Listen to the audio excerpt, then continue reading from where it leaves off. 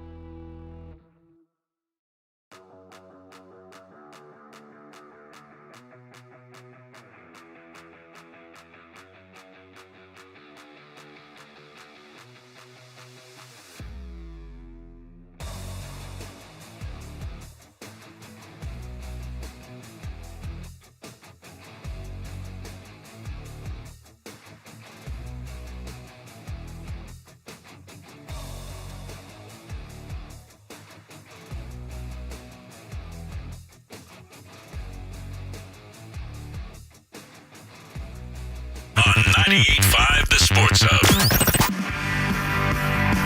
2 down, and the 0-2. Swing and a miss. He struck him out. The Red Sox win 4-0. And they wrap up the first month of full baseball with a record of 17-13. April and a little bit of March. And hugs for everybody.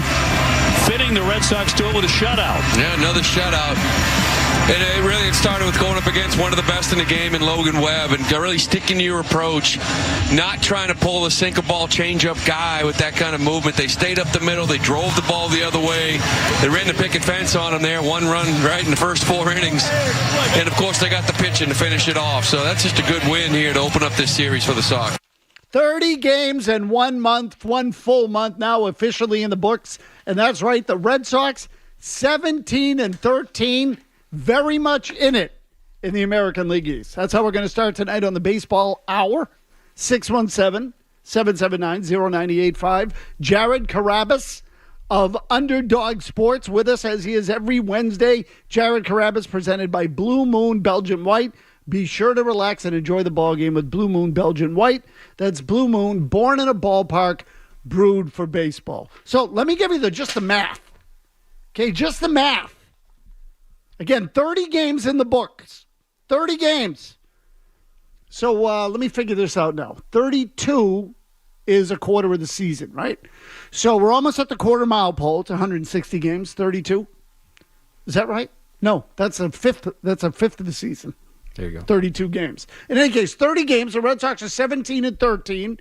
And admitted, Jared Carrabis, don't say anything yet, but you have never been so happy to be 17-13. Did you know the Red Sox are on a 92-win pace? 92-win pace if they go 17-13 every 30 games. That gets you 92 wins. It probably gets you into the playoffs. And I say probably because right now, technically, you're still out. No, they're not. You're a half game out. They're because Minnesota won, so that doesn't that put them in a 3-way tie then? I think, let me double check that. I might have that wrong. I think you got that wrong. I think they were tied with Detroit, but I take it back. They're in. Yeah. They're in. Right now they're in. They're in a wild card spot. Texas has the final spot. The Red Sox are a little ahead of them. I read that wrong. So right now they're in. And in fact, they have a 3-game lead on the Blue Jays, which is a good way to look at it. The Blue Jays are the first team that's out. So you got a little bit of a cushion there. 17-13 gets you in. So before we get to some of the particulars with this team, and again, for those of you out there, by all means, Jared will be with us for the full hour tonight. We have a full 1-hour program, and we didn't get a chance to talk baseball last night, but this has been a good little run here for the Red Sox. 17-13 now, 92-win pace, currently a playoff team. Jared, how do you feel about the state of your baseball team? I love this team, Tony. Oh, God. I love this team, Tony. Here Let me we tell go. you right now, hey. Who said I was negative? Felger? No, that was me. You? Yep. You kidding me? You know what the turning point was for me? How they played against Chicago. I needed to see them play well against a good team. Because up until that series, you can retroactively kind of look at their opponents. I think when they swept Oakland, us included, nobody wanted to give them credit for that because it's Oakland. The A's were wretched in that series. Yeah, I mean, they're still not a good team, but they're not nearly as bad as I think most people thought that they were. But yeah, the quality of the opponents to start the year, how they played against Cleveland in both of those series was kind of disheartening. How they played against Baltimore wasn't ideal.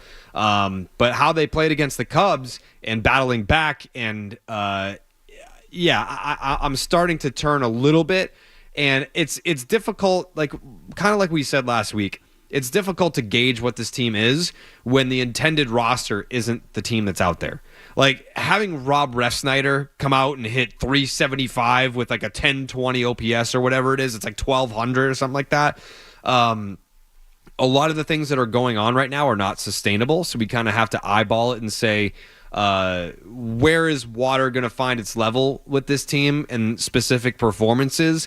Specifically the rotation. Like this morning I highlighted 5 guys.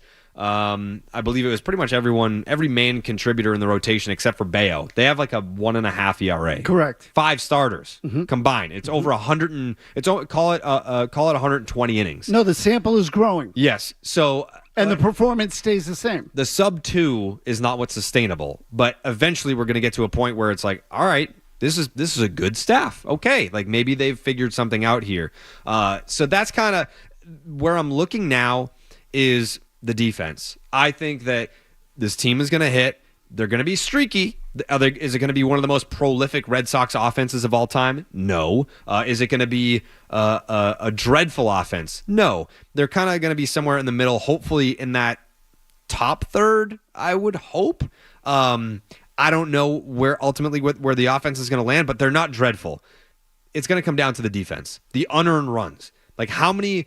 Like if they're 17-14 right now, 17-13 right now, what would the conversation be if they even played just half decent defense? How many more wins would they have if they 2 or played? 3? Let's just split maybe more. Okay, but you're not going to win them all. No, you're not going to win them all. But so even if it was 33% of them. Okay, so let's say they've had 5 games where their defense has been a huge problem. Yeah. Okay, huge. Mm-hmm.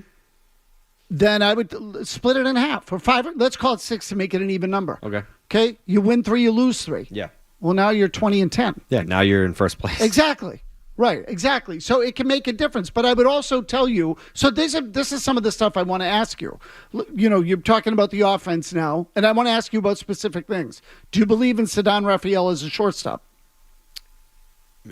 For now, I mean, I don't. No, I'm not talking about for 5 years down the road. Do you think he can play a representative major league shortstop? Yeah. So do I. I think that's legit. I don't think that's going to change. I think, now again, would I prefer he be in center field and they have Trevor Story? Of course. But with Ceddanne Raphael at shortstop, I believe they're now 7-4. And in the last 10, which is when he effectively became the starter, he played there earlier in the year. It was shortly after Story got hurt, but then they put him right back in the outfield. Mm-hmm. Since they quote unquote made him the starter, they're 7-3. Okay, 7-3. Are you buying in on the rotation? To a degree, yeah. Okay. Yeah. Now, again, there are a lot of questions to be answered in terms of durability, what have you. That's all it is. Okay. But the Andrew Bailey philosophy seems to be working. Mm-hmm. We've always thought these young guys had talent. It's not an issue with the talent. It's an issue of employing it and staying healthy. Correct. Okay, so this is what Tanner Houck always had, this capability. And we can get into a discussion, if people want to, about why it took Tanner Houck so long. Because I think there's a good story there about how the Red Sox have mishandled him. Tanner Houck was a first-round pick, 6'5", 230 pounds. He's got great movement on a fastball and has always had a killer slider. Those things have always been true. He's 27. This should have happened 3 years ago. Mm-hmm. Okay, so the fact that it didn't is on the Red Sox or on a prior administration or a player development or what have you. They effed it up. Fortunately, they've now straightened it out, it feels like, because he looks like a different guy to me. The transformation with him is ridiculous. Yes. And he's got the build to last, knock on wood. So if they can pitch and they have a shortstop and their offense is average, I didn't even say above average, they're going to win 85 games. Okay? Or they're a candidate to win 85 games. Now, if Devers goes down and they keep losing bodies like flies and, their bullpen blows games, and okay, well, then things can change. But if you're asking me right now, after 1 month, today, May 1st, are they better than I thought? My answer is yes. They are. I'm pleasantly surprised. Shouldn't you be? Well, it's hard to gauge because the team that's going out there and winning ball games is not the team that we were looking at in spring training being like, well, I don't know how this team's going to perform. Like they've virtually gone out there and won these games without their entire infield. Like Devers has been, I don't want to say primarily a DH, but it's been like almost 50-50. Like he hasn't been shell of himself. He hasn't been able to play third base because of the knee. He's been able to DH when he can't play the defensive position. Trevor Story's out for the year. We've never seen Vaughn Grissom. And Tristan Casas is going to miss a significant amount of time. And you've had Tyler O'Neill miss time. Today, Masataka Yoshida goes on the injured list. So right now, Alex Cora is your manager of the year because you're 17-13 with a ragtag bunch of players that you did not expect to be going out there and playing full time every single day. I think to your point, if 85 wins is what we're looking at in terms of like, can we get there? Yeah, I think in years past, we've been doing this show for a few years now. It used to drive me nuts when the Red Sox would try to sell us on, well, this guy's hurt. It was always Chris Sale, and he's coming back around this point, so that's going to be our trade deadline acquisition. And this year, when it becomes Tristan Casas, I'm into it. Like, getting him back, I think, is going to be a huge boost just because it's going to be a carousel at first base. They bring in Garrett Cooper. Dom Smith apparently was signed today. So once you get Casas back, yeah, I feel a whole lot better about this team. I really do. Okay, so here's what I will tell you. I feel like there's a little bit of a difference, too, compared to when Chaim Bloom was here, about how they're addressing the roster. There's urgency. Big time.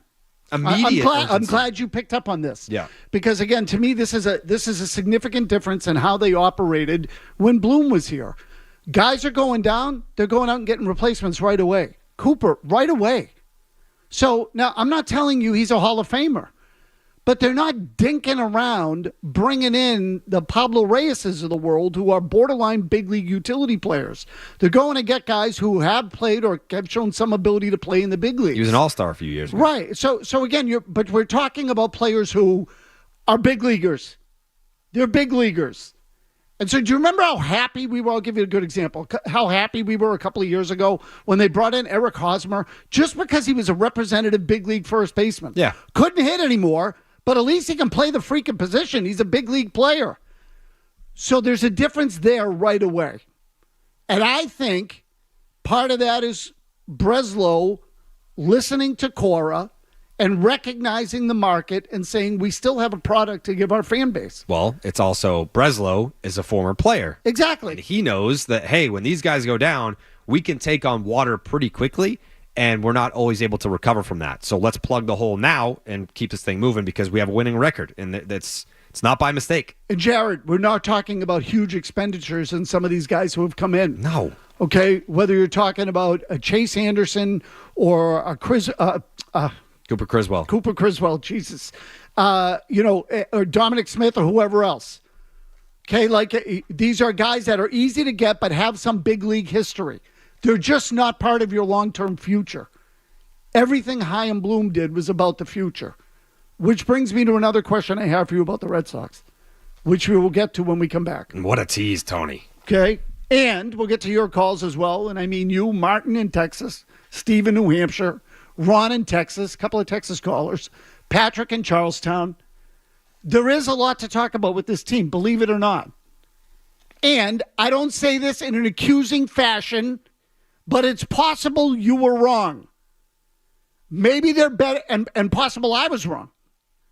It's possible they're going to be a little bit better than we think, and they may actually be enjoyable to watch. That's big of you, Tony. I don't know if you watched Tanner Houck on Sunday night. Tanner Houck was enjoyable to watch. That complete game he pitched was enjoyable to watch. It doesn't all have to be home runs and guys throwing 100 miles an hour. It can be a game that takes 230, that a pitcher throws 94 pitches, 71 strikes, and sends you home with a W. It can be that, too. We'll do all that when we come back in the basement.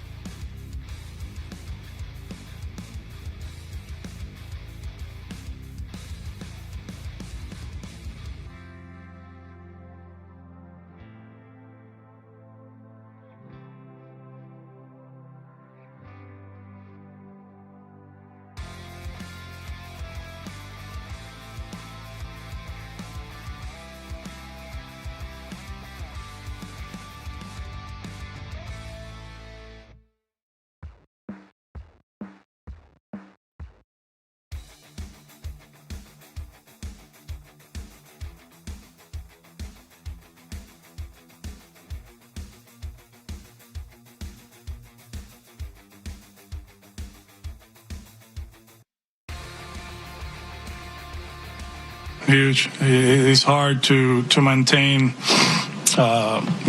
your bullpen healthy and kind of like in the green zone, right? It seems like last year we were out of gas the whole second part of the season with all the openers and bullpen games and all of that. We're in a better place roster-wise, more flexibility. And, it's something that, it's very hard to have two openers in a week and, try to grind at this level. At one point, it's not going to work. Chaim Bloom and the way the Red Sox did things in the past in there, just a little one. Where Cora said effectively, you can't grind through in the big leagues with bullpen games twice a week, and basically implying you can't do it in Boston the way you did it in Tampa. Can't do it that way. Doesn't work.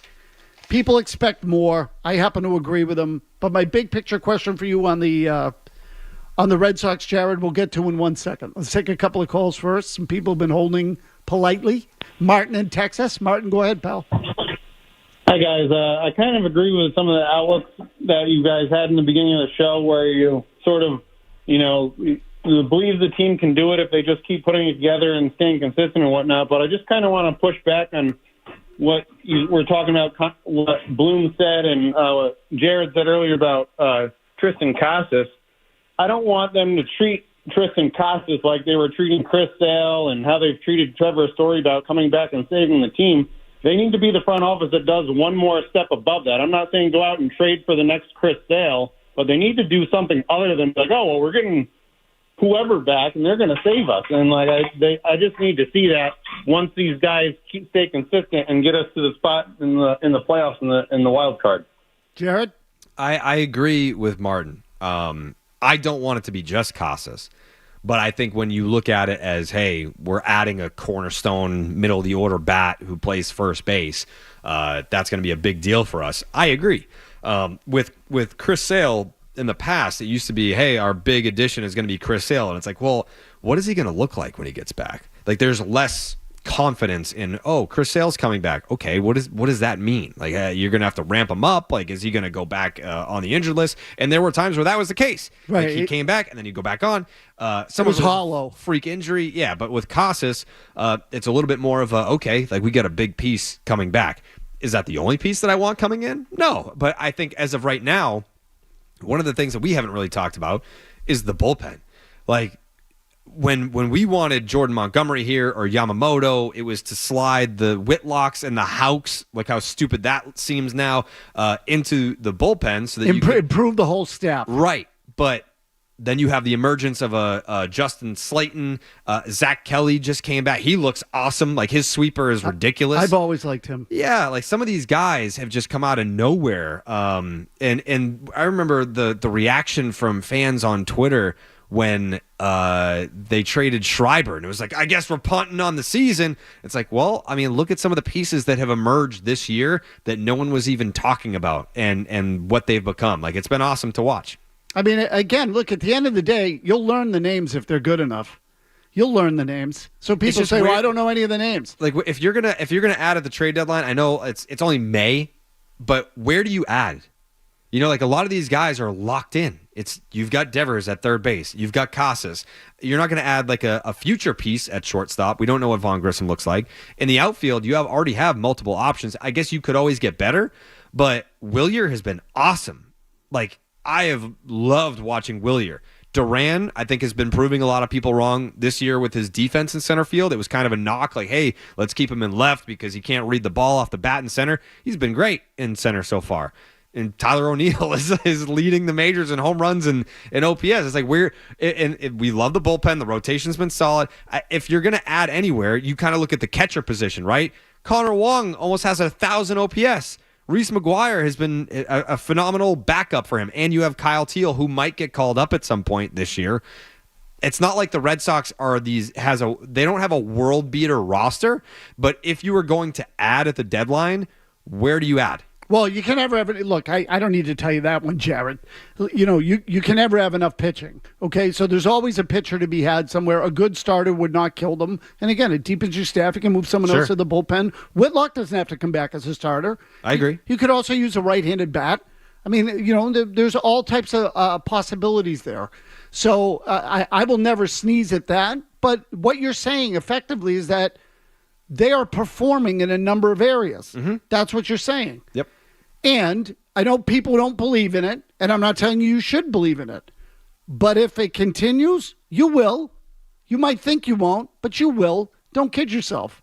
Steve in New Hampshire. Steve, go ahead. Hey, Maz, quick question for you. We hear about all these injuries about everybody going on, but today, and now we just hear about Yoshida. But what happened to the first baseman we just picked up?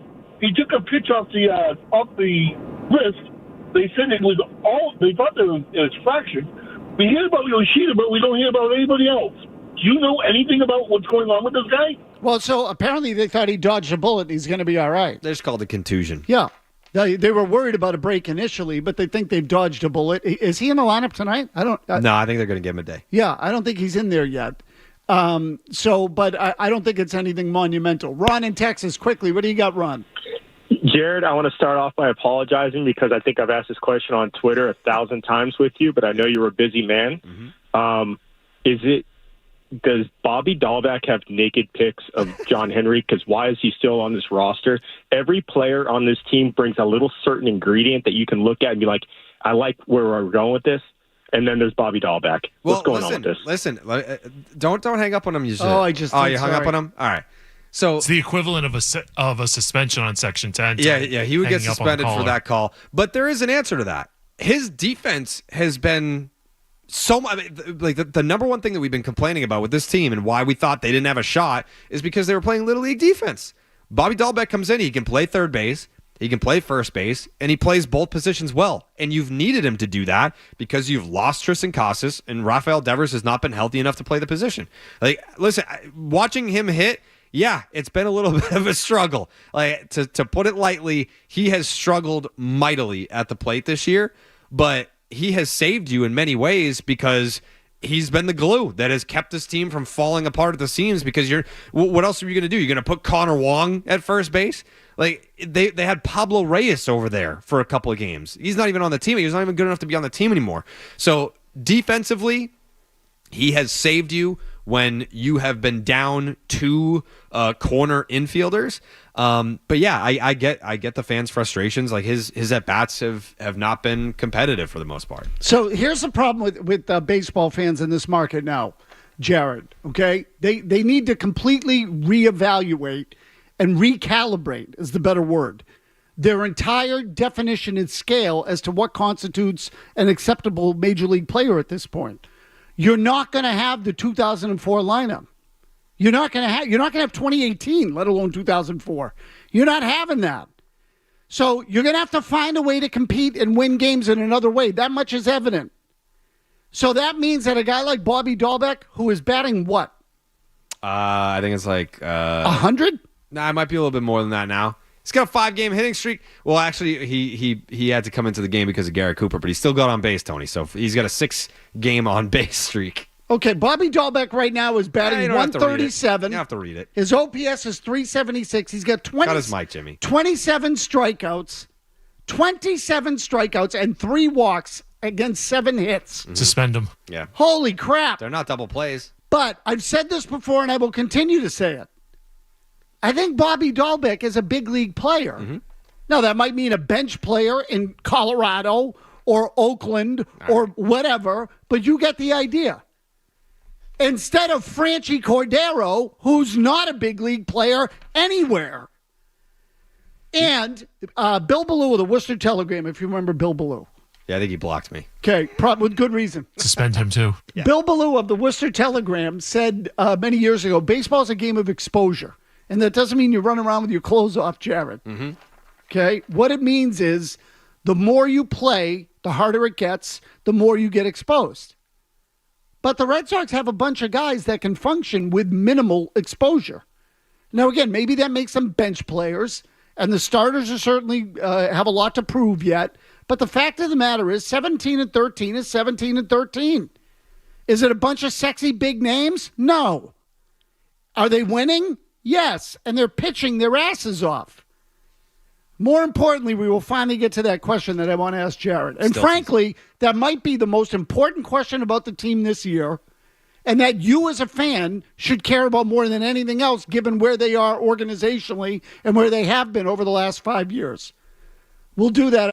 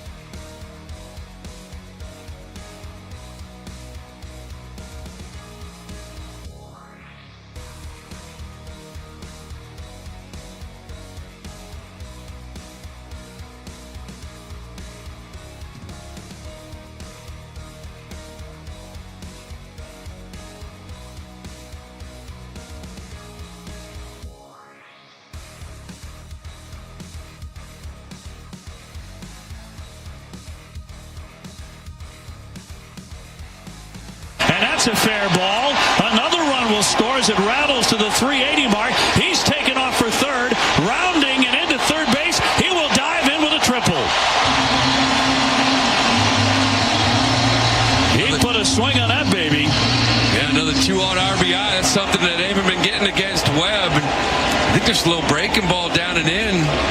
And Wilyer Abreu has just absolutely been locked in back in that RBI train. That was just a little changeup inner half for that triple, and he's been absolutely on fire. That's going to do it for Webb. Now the Red Sox knock out one of the better pitchers in the National League, who came in having thrown 19 consecutive scoreless innings, and they knock him out of the game in the fourth.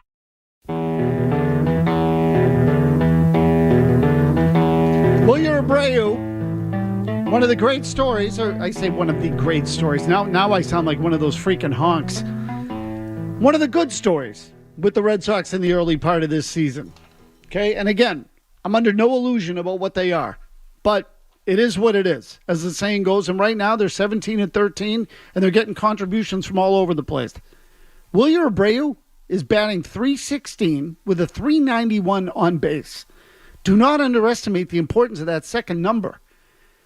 And he's slugging .526. His OPS is .917. His numbers at the end of last year in a 28-game sample when he came up with the Red Sox, very similar. In his big league career now, in 52 games, he's hitting .316 with an .890 OPS. He's got 4 home runs, 26 RBI, 7 stolen bases, 19 walks, 14 doubles. Last night he had a triple. He's giving you pretty good defense, at least when the ball's in the air. Venezuelan Trot Nixon is what I've been calling him. Okay, not bad. He might be better. I mean, Nixon never... So I had this conversation with Jeff Passan very recently, because he was like, he said the same thing. He's like, no, he's a better player than Trot Nixon. I was like, I think we forget how good Trot Nixon was for about a 5-year, 6-year stretch. He was putting up numbers like that. Okay, but was he hitting .316? Something like that, yeah. No, good. Wrong. Tony, go. Wrong. Tony. Wrong. Go pull up Trot Nixon's stats from like 98 to 2003. You're wrong. He never. If he hit .316, I'll be. Well, there was 1 year in there he hit .350. Yeah, that's what I thought, Tony. What was his career average? I don't know. We're talking about a stretch of 6 years. 274. He only hit over 300 one other time. He was a 275, 280 hitter. I don't care. It's about the OPS. I'm just you people and your batting average. Again, I'm keeping you in reality. No. So, so I'll give you, let's say he's Trot Nixon. Yeah. Pretty good. Pretty good. Trot Nixon was a regular player. Big league starter. Mm-hmm. Champion.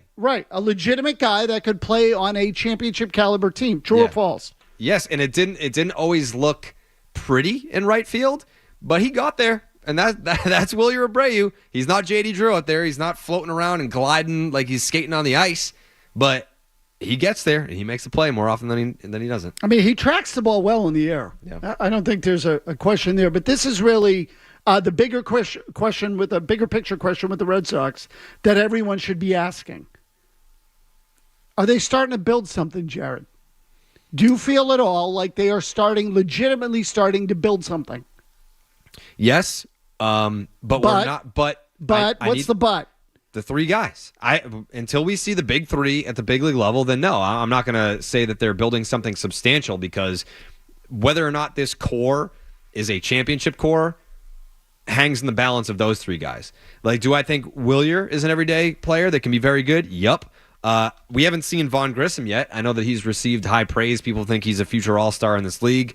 But is that a guy that is going to be a future piece? Don't know yet. But yeah, I think it's scratching the surface of it because of the pitching. If Cutter, Houck, Whitlock, Bayo, if they end up being guys, then you're certainly off to a good start. But we won't know if they've built something special until those 3 guys are up here. Okay, I didn't say that they had built something special yet. I said, do you feel like they're starting to? They're on the path. And I am including Roman Anthony, Marcelo Meyer, Kyle Teal, who are all at AA. Yep.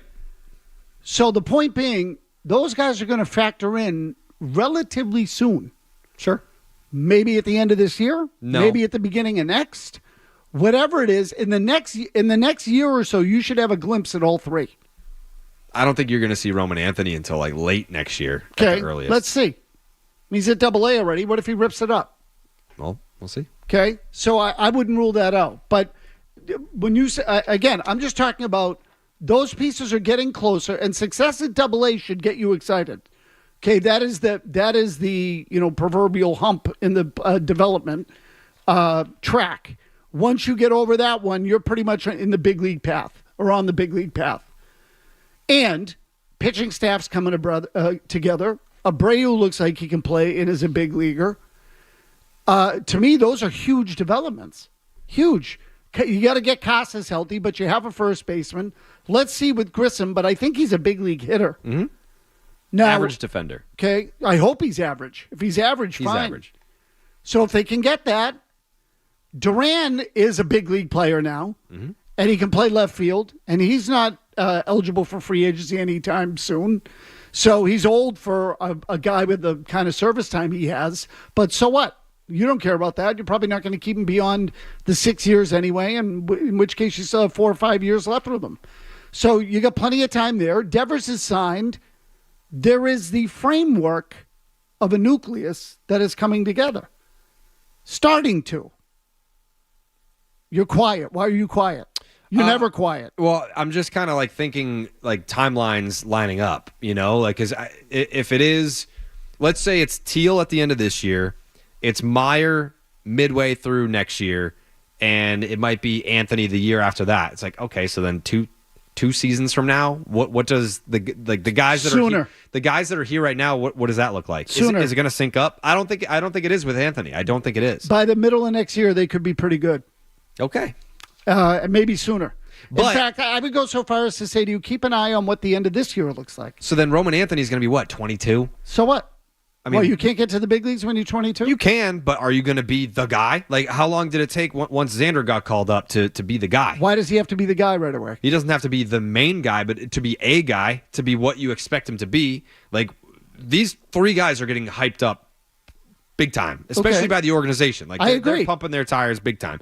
I didn't say they were going to hit 3rd, 4th, and 5th when they got here. No, but as far as reaching their true potential, because I think when the Red Sox won in 18, Bogarts, Betts, Bradley, Benintendi, they kind of all, I mean, Mookie is still in his peak, but he began to, like, he was an MVP that year. Like, that was the first year it was like, wow, like, this guy is special. Okay, so again, now you're talking about the next time you win the World Series. Yeah. I'm talking about the next time you are good and people can look at you and say, we're building towards a World Series. Well, if they're going to be good, then those are the guys that have to be great. When did the 2018 team start to come together? Probably about 2016. End of 2015. Yeah, because of Rich Hill.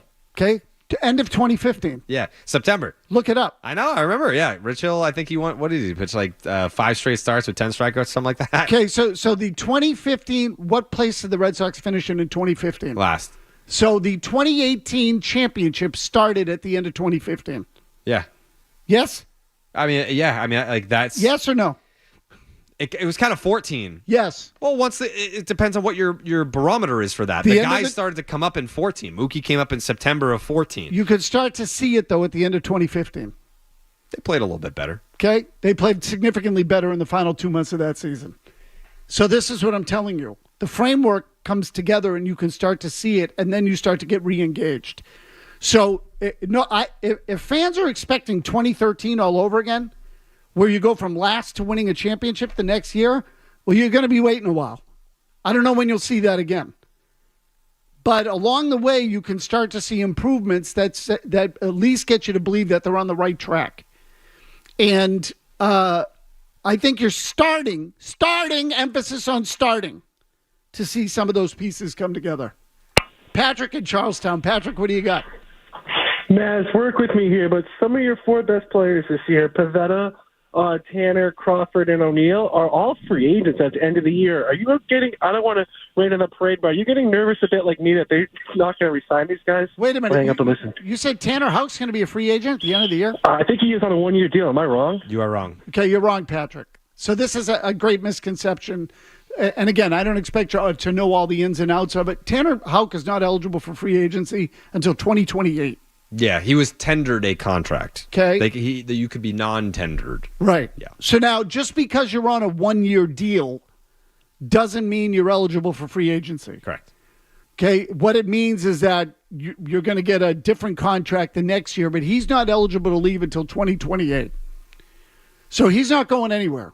You've got Tanner Houck. Imagine if they hit on that one though. Like if they gave him an extension in spring training and then they got this. Like now the price probably just tripled. At least. Oh, it exploded. Yeah. Right. It's going to cost him a fortune now. Yeah. But you know what? Good for him. Yeah. And I'm happy for him. And by the way, it means that they didn't see it coming either. Because they signed Bayo. They did. They signed Raffaello, for God's sake, who's hitting under 200. So they weren't afraid to extend those guys. They didn't see it coming with Houck. Nolan and Spencer. Nolan, go ahead. Hey, I just hate that 17 and 13 start is what people are going to get giddy over now. And I just don't want people to lose sight of the fact that Red Sox ownership has punted on 4 straight years. And to 5. To what you were talking about before, the moment when you saw the new group coming together for 2018 was when Mookie Betts made that catch over the wall in right field in 2014. Yeah. So that was 15. Yeah, for me, it wasn't one instant. It was because, again, baseball's not a singular instant sport. It's a sport that the success is built over a series, weeks, months. You got to keep playing consistently. They played better in the final, call it 6 to 8 weeks of 2015, and then all of a sudden he went, well, what do we have here? That was a Rich Hill start, by the way. Okay. So, but since he did say, he brought up ownership there, and I've been wanting to ask you this. Mm-hmm. Jimmy, do we have the home run from the Cubs game on Sunday night by Tauchman that tied the score at 4? So I do, yes. Okay, Jared, I want to play this for you because I know you were watching the game. You watched them all. I do. Pay attention.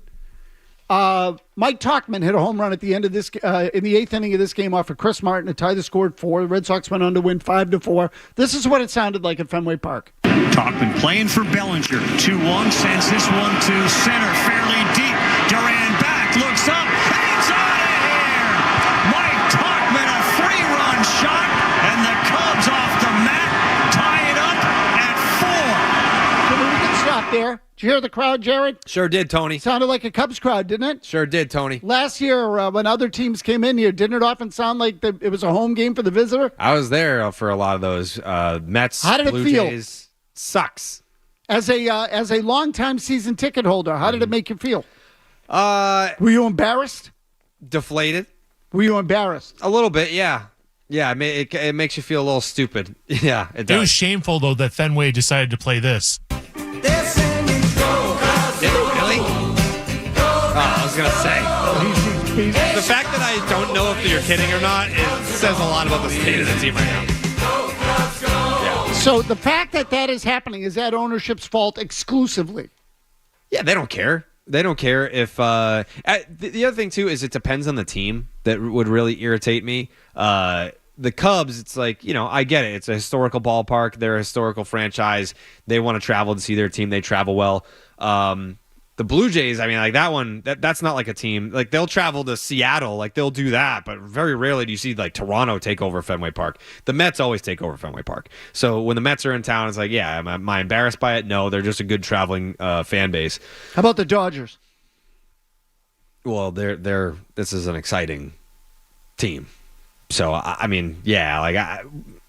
Well, so not all those places, why didn't this happen when the Red Sox were good? Because Red Sox fans are buying the tickets. Oh. Yeah. That's what I'm getting at. Yeah, well, they're in third place right now, but 2 consecutive 3 out of 4 last place finishes, and you're in a city where there's 2 teams in the playoffs right now. Like, what do you expect? Like, are you going to go to Fenway Park while the Bruins and the Celtics are in the playoffs? No. Like a Saturday night, it's like, oh yeah, the Red Sox are at 4, the Celtics are at 6, and the Bruins are at 8 or whatever it is. It's like, yeah, I'm gonna watch those games. Okay, but it happened last season during the summer. Yeah, people. I'm not making excuses. I don't blame the people that don't go to the games.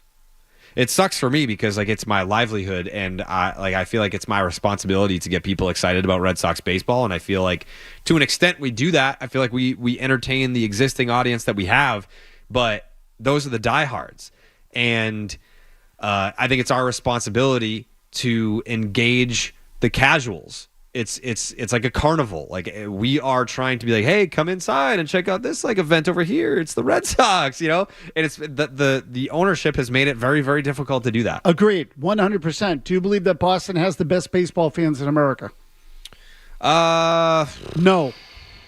Well, the answer is whoever's playing the best. Not true. Yes, it is. Who's the best baseball fans? No, because there are some teams that get good attendance no matter whether they're St. Louis. They're not like the number one in attendance. Okay, but they're good. They're pretty consistent, pretty reliable. The Red Sox are up there too. There's no one that's definitively the best fan base. There isn't. And the Red Sox sold tickets. How many tickets do you think the Red Sox sold last year to out-of-towners? 500,000? Oh, I thought you meant like percentage-wise.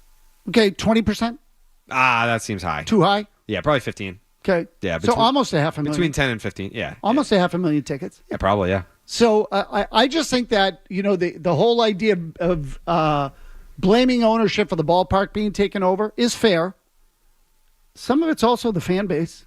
Yeah, but can you blame them? No.